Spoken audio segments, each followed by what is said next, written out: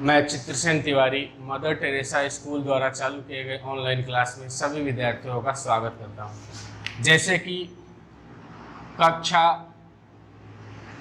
9th और 10th को संस्कृत अध्ययन करा रहा हूं।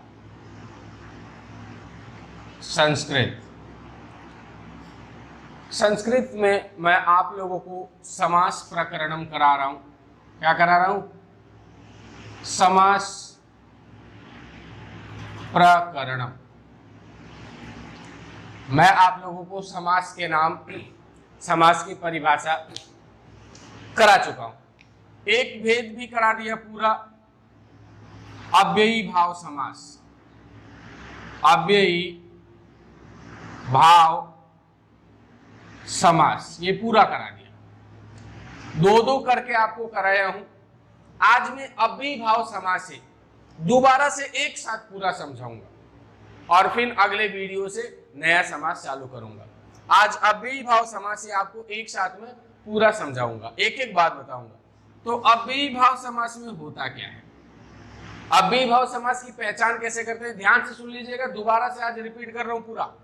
अव्ययी भाव समास में पहला पद अव्यय होता है, इस वजह से इसको क्या कहते हैं? अव्ययी भाव समास कहते हैं। इसका पहला पद क्या होता है? अव्यय होता है, इसलिए इसको अव्ययी भाव समास कहते हैं।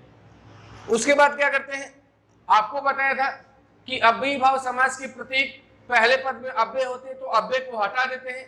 उसके बाद उन अव्ययों का अर्थ होता है, उन अर्थों को भी ध्यान में रखना होता है। इसमें कौन सी विभक्ति का प्रयोग किया जाता है ये भी ध्यान में रखना होता है, और ये सब ध्यान में रखते हुए हमें हल करना होता है। जैसे मैं आपको आज कुछ उदाहरण करके बता रहा हूं। पहले तो आपको ये बताया हुआ था, 6 अव्यय बताए हुए थे। एक उप, नंबर 2 पे अनु, नंबर 3 पे निर, नंबर 4 पे यथा, नंबर 4 पे प्रति, नंबर 5 पे यथा और नंबर 6 पे स। ये बता दिया था। इनसे आधारित ही एक एक उदाहरण आज आपको एक साथ में करके बता रहा हूं, ठीक है। जैसे कि उप का दे दे उदाहरण दे दिया गया, उपनगरम, और हमसे कहा जाए इसका समास विग्रह करो। तो यहां पे उप क्या है? अव्यय है, अव्यय शब्द को हटा देंगे। उसके बाद क्या बच गया? नगरम। तो आपको पता होगा उप अव्यय के योग में षष्ठी विभक्ति का प्रयोग किया जाता है। तो नगरम शब्द में क्या कर देंगे? षष्ठी विभक्ति लगा देंगे तो हो जाएगा नगरस्य। क्या हो जाएगा? नगरस्य। अब उप का अर्थ क्या निकलता है? समीपम। तो यहां लिख देंगे समीपम। ये इसका हो गया समास विग्रह। अब है अनु। अनु का पश्चात और योग्यता दो अर्थ निकलते हैं, और इसके साथ भी षष्ठी विभक्ति का प्रयोग किया जाता है, ठीक है। जैसे ये उदाहरण करके भी बताया था, अनुरथम। एक बार दोबारा ये उदाहरण करा रहा हूं। अनु अव्यय है, यहां पे अनु को हटा देंगे, बच गया रथम शब्द। तो इसमें षष्ठी विभक्ति लगा देंगे तो क्या हो जाएगा? रथस्य। क्या हो जाएगा? रथस्य। यहां पे अनु का अर्थ क्या है?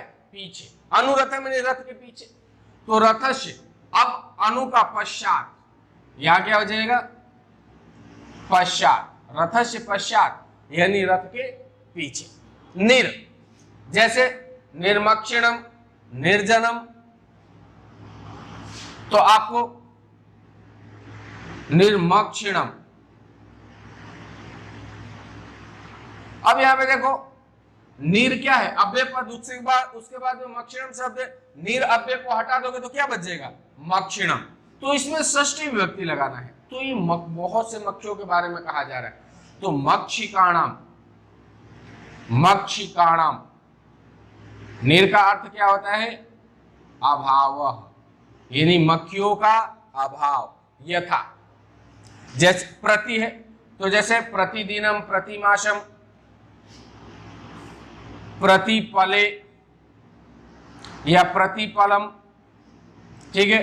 अब इसका समास प्रति क्या है? अव्यय है, हटा देंगे। पलम,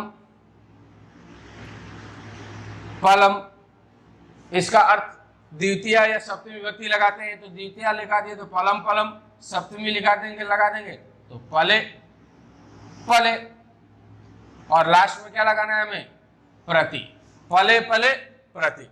यथा, यथा का अनतिक्रम और द्वितीय विभक्ति, जैसे यथाशक्ति, यथामति, यथा बुद्धि, यथा बुद्धि, यथा अव्यय है तो इसको हटा देंगे, बुद्धि शब्द में द्वितीय विभक्ति लगा देंगे तो क्या हो जाएगा, बुद्धिम। यथा का अर्थ क्या होता है, अनति क्रम में, क्या होता है, अनति क्रम। अब स शास्त्रम करा दिया, स चित्रम करा दिया, स हृदयम, स हृदयम। अब यहाँ पे स क्या है, अव्यय है तो स को हटा दोगे, बच गया हृदय शब्द, तो हृदयम को तृतीय व्यक्ति लगा दोगे, हृदयेन, हृदयेन। स अव्यय का अर्थ क्या होता है, सहितम, स अव्यय का अर्थ क्या होता है, सहितम। फिर से आपको बता रहा हूं, इनको आज मैं दोबारा से एक साथ 6 के 6 अव्ययों का एक एक उदाहरण करके बताया हूं। दोबारा से मैं इन अव्ययों का अर्थ भी बता देता हूं। उप का अर्थ होता है समीपम, इसमें षष्ठी विभक्ति का प्रयोग किया जाता है, ध्यान रहे पहला। उसके बाद है अनु, अनु का अर्थ होता है पश्चात और योग्यता, पश्चात और योग्यता, इसमें भी षष्ठी विभक्ति का प्रयोग किया जाता है। तीसरा है निर, निर का अर्थ होता है अभाव, इसमें भी षष्ठी विभक्ति का प्रयोग किया जाता है। ये 3 में तो षष्ठी विभक्ति का प्रयोग किया जाता है।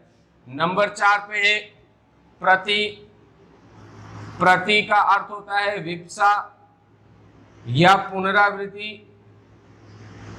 पुनरावृत्ति। नंबर 5 पे है यथा, यथा का अर्थ होता है अनतिक्रम्य, और नंबर 6 पे है